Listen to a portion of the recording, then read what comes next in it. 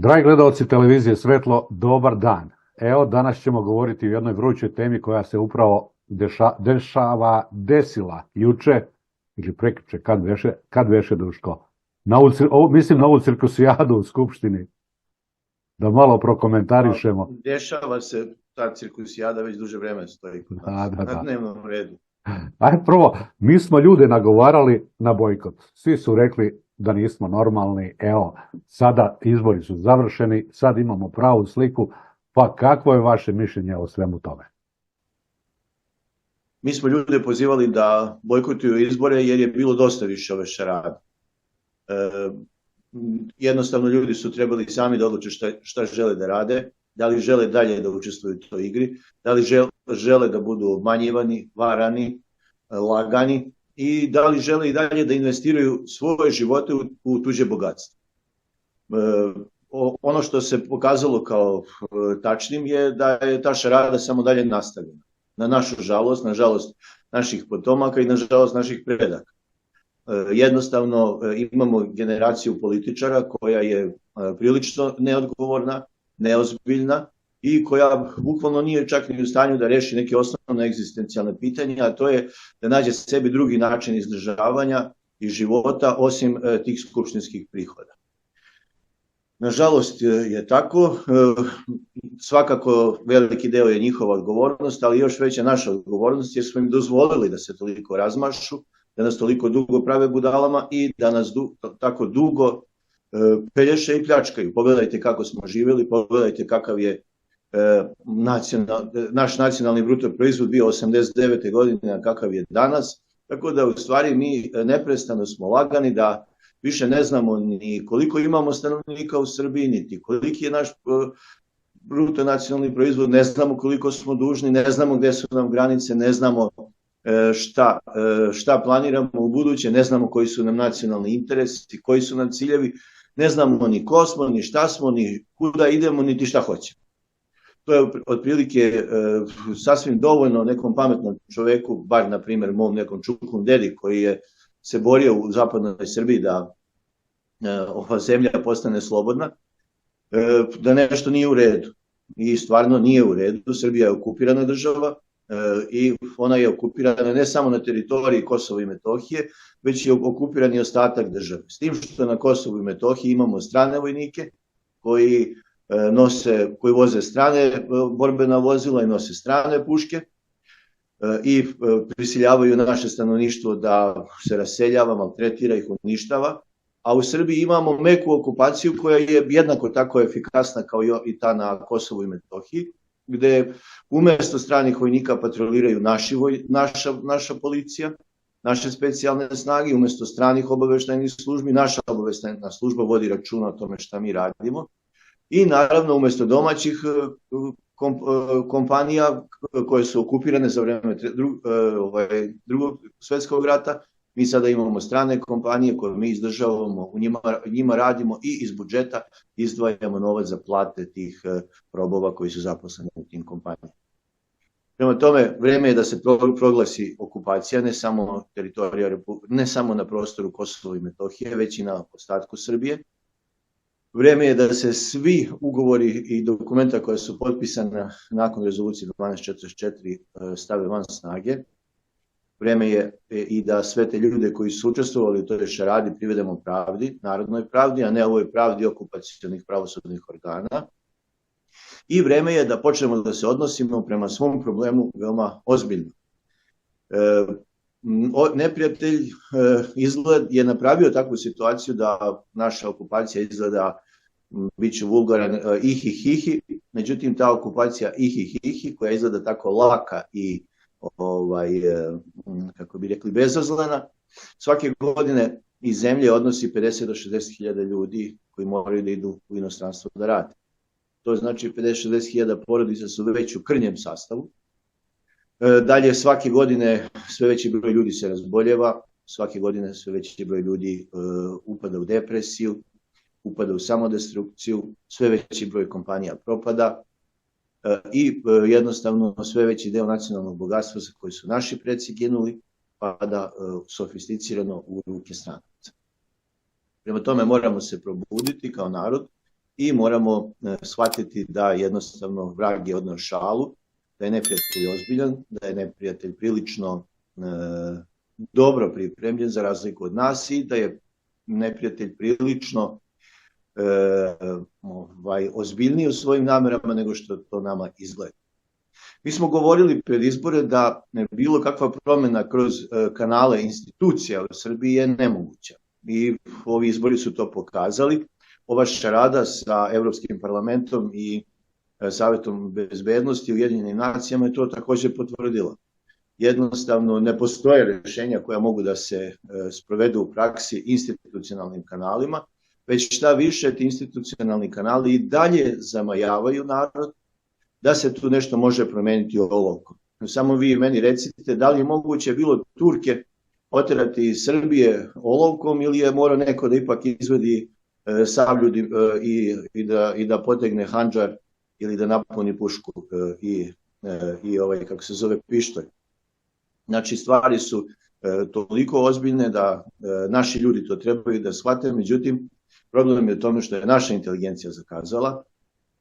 Narod se oslanjao na inteligenciju, verovao joj, međutim naša inteligencija nema hrabrosti, pre svega nema životnog iskustva i po meni ne želi da izađe iz zone komfora, upravnih prihoda od upravnih odbora i svega ostalog, što se u principu opet plaća sa narodnih leđa, ne skida se to sa leđa nekog tamo stranca ili iz nekih nepoznatih izvora.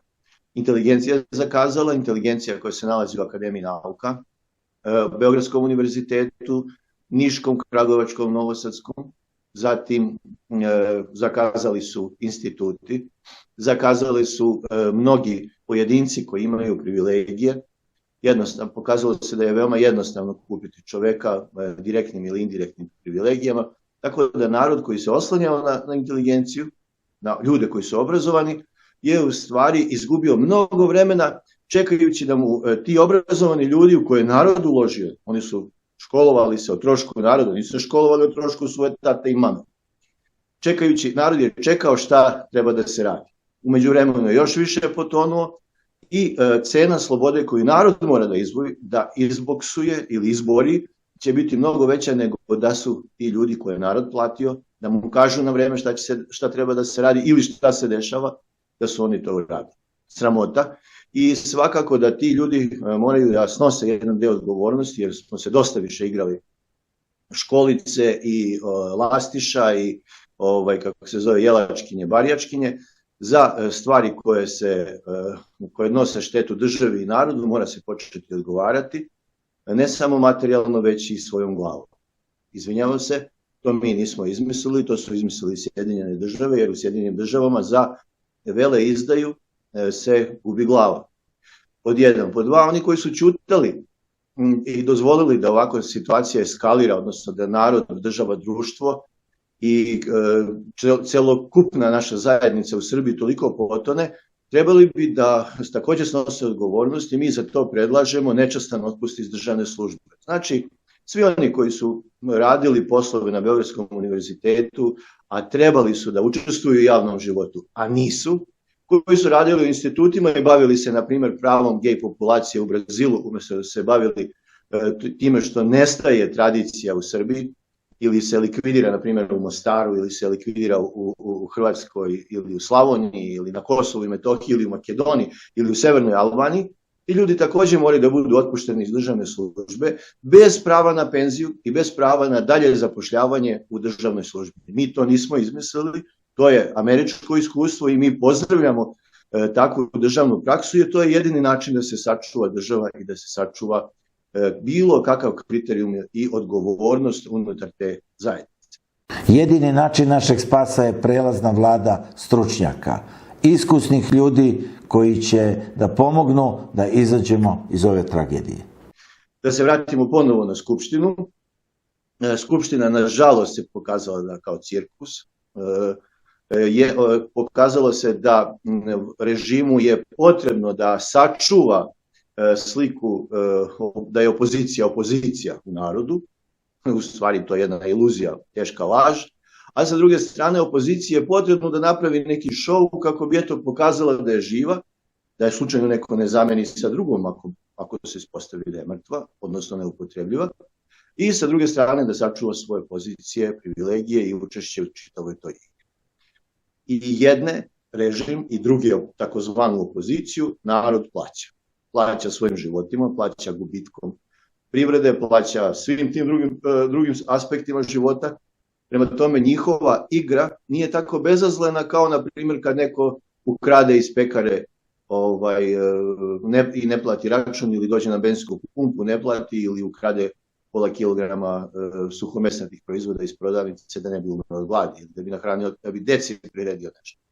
Prema tome, njihova odgovornost je mnogo veća, za sada se samo kažnjavaju oni obijači trafika, kažnjavaju se oni koji voze brzo van naselja, naravno pod uslovom da ne voze Ferrari ili tako Porsche Cayenne, BMW, najnovije modele i tako dalje, ali se ne kažnjavaju oni koji nanose direktnu štetu državi.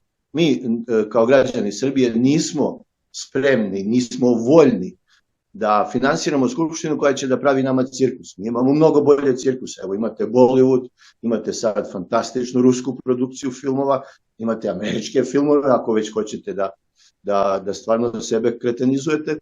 Tako da jednostavno mi imamo mnogo bolje vidove zabave nego što oni nam priređuju. To je prva stvar. Druga stvar, skupština mora da bude jedna ozbiljna institucija gde se govori o životnim pitanjima.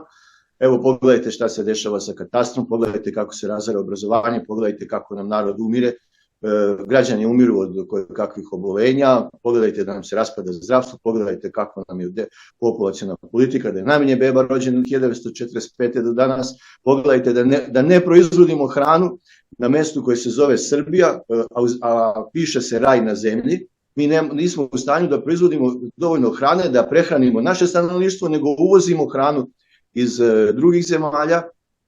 Dalje, puteve nam grade Turci, mostove Kinezi, a kako se zove, američke kompanije dobijaju tendere koje posle preprodaju za mnogo manje pare nekim drugim kompanijama. Znači, naš čovjek je preveden da bude rob.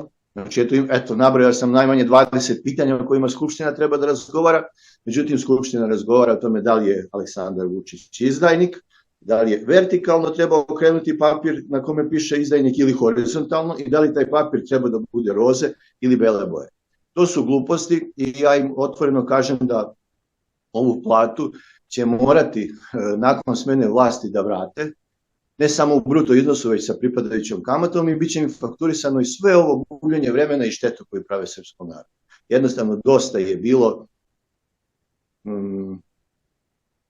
zajebancije, izvinjavam se na izrazu, ali jednostavno hoću da i oni nas razumeju. Prema tome, dosta je bilo igranja sa tuđim životima. To što vama izgleda kao bezazlena igra, to je zato što ste nedovoljno sazreli, zato što ste pohlepni, zato što ste slabi, zato što ste posrnuli i zato što mislite da taj novac koji vi dobijate pada sa neba. Ne, taj novac koji vama okupator daje da biste glumili skupštinu i da biste gubili vreme i naše dragocene živote, okupator uzima od nas, od vaših komšija, vaših rođaka i daje vama. Tako da u toj iluziji morate konačno se suočiti sa tim i naći se pred sudom koji svakako će zakucati i na vaša vrata. Prema tome, naša procena da je farsa eskalirala farsa sa političkim igrama u Srbiji eskalirala do te mere da je treba početi ignorisati je bila potpuno osnovana, to vam pokazuje Skupština, i na taj način mislim da treba sad samo proširiti taj front.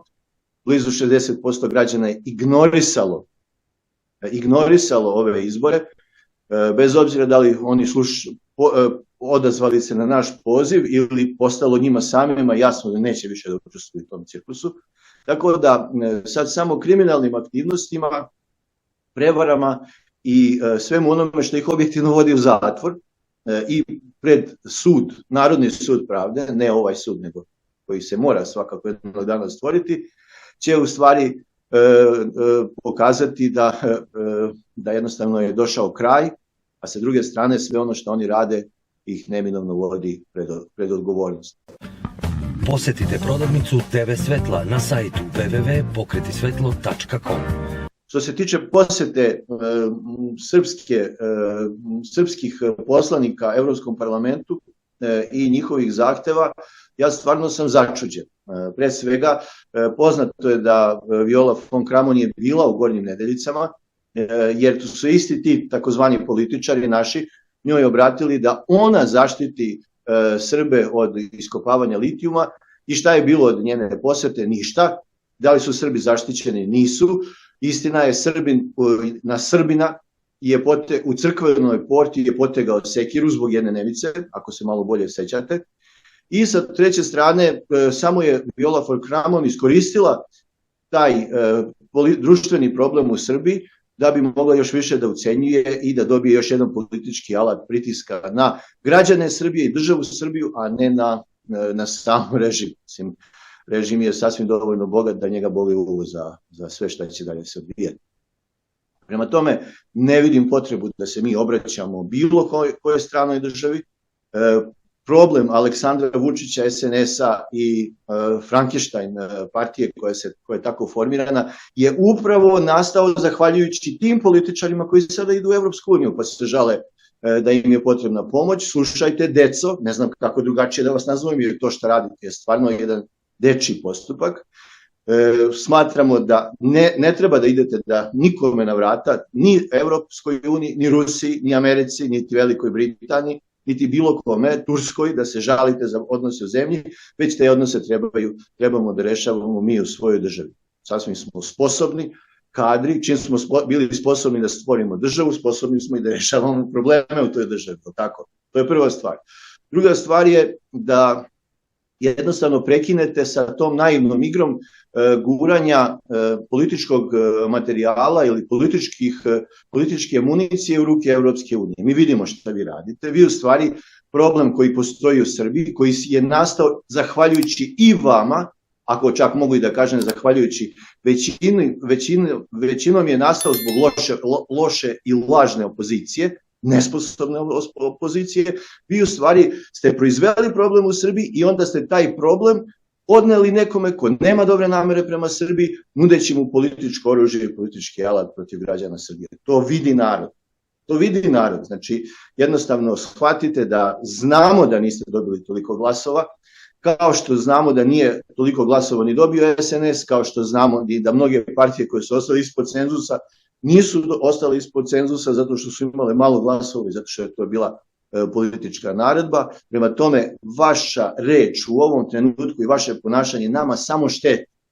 Samo donosi štetu i donosi još veće troškove našoj ekonomiji i donosi još veću cenu koju moramo platiti kada budemo vraćali suverenitet građanima Srbije. Prema tome, smatram da je političko samoubistvo, ako uopšte može politički mrtvac da izvrši samoubistvo, to što je takozvana opozicija otišla u Evropski parlament, nama oni ne trebaju jer su oni deo problema, to je prva stvar, nikada nisu bili deo rešenja u ovoj zemlji. Druga stvar, ja ne znam šta ta opozicija hoće, pa su potpisali zapisnik. Je li na svakom izbornom mjestu gdje je bio njihov predstavnik potpisan zapisnik? Šta je bilo? Jesu rekli, ajmo sada da napravimo malu pauzicu zbog novogodišnjih praznika sa protestima, pa onda ćemo da nastavimo dalje. Mislim, nemojte ljudi na zezati.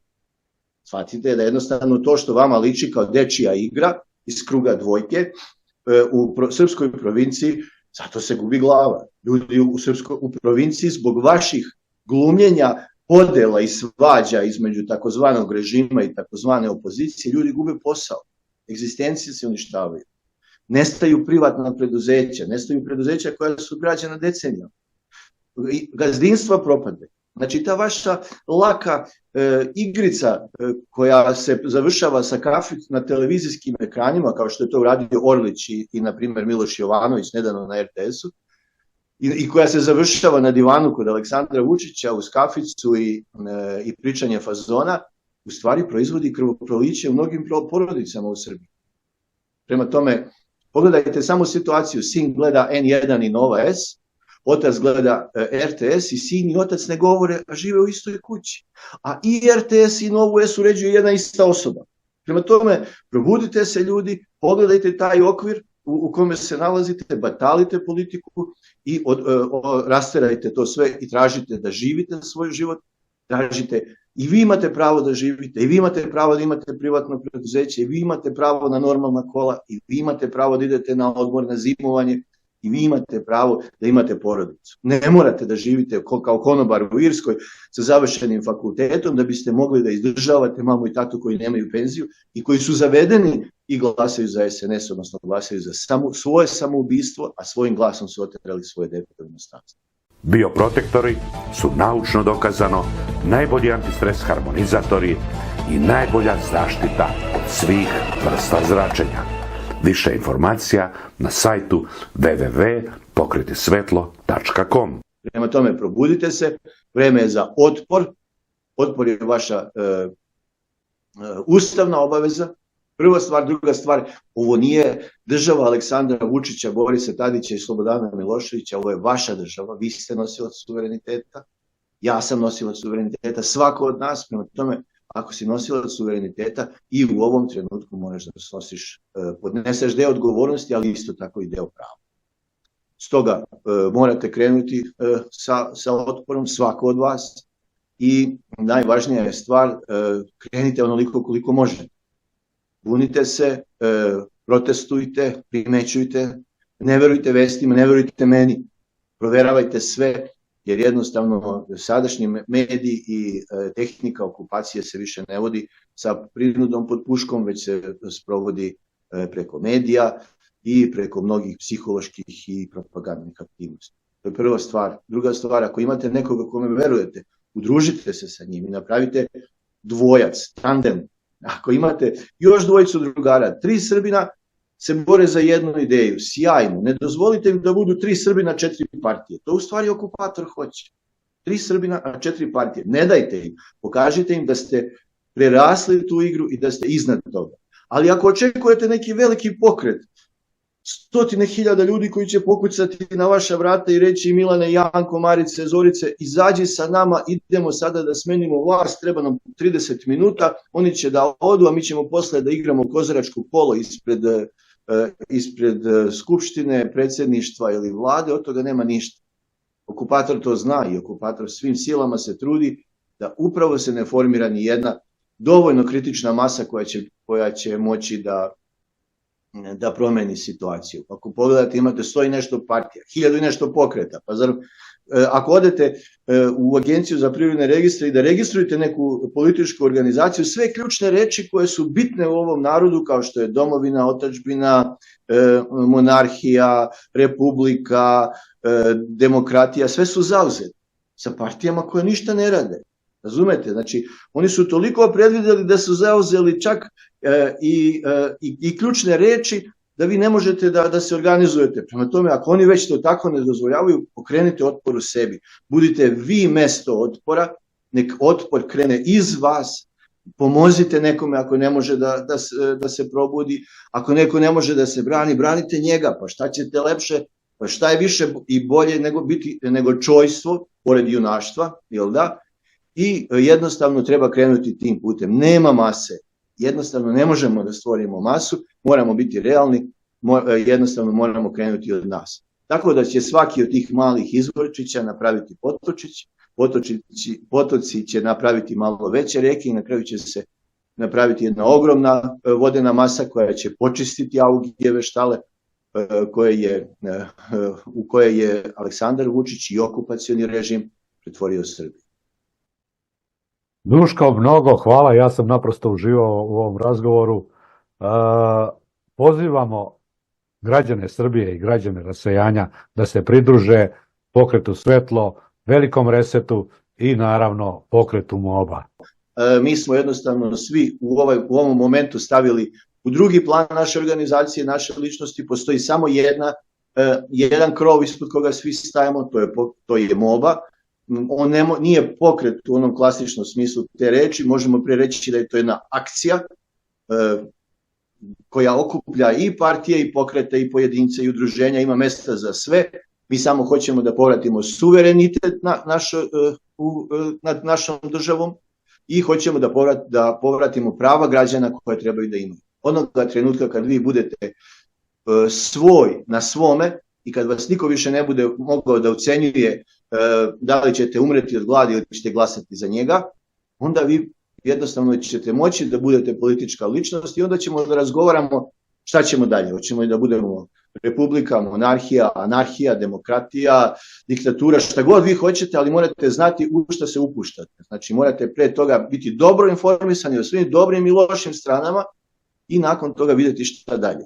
Ali skrećemo vam pažnju da zloupotreba demokratije u Srbiji je u najvećoj meri od strane predstavnika onih država koje nam u isto vreme spočitavaju da u Srbiji nema demokratije. Ako pogledate ko je prvi čestitao Tomislavu Nikoliću 4,5 sata pre završetka izbora pobedu na izborima, pa Nemačka.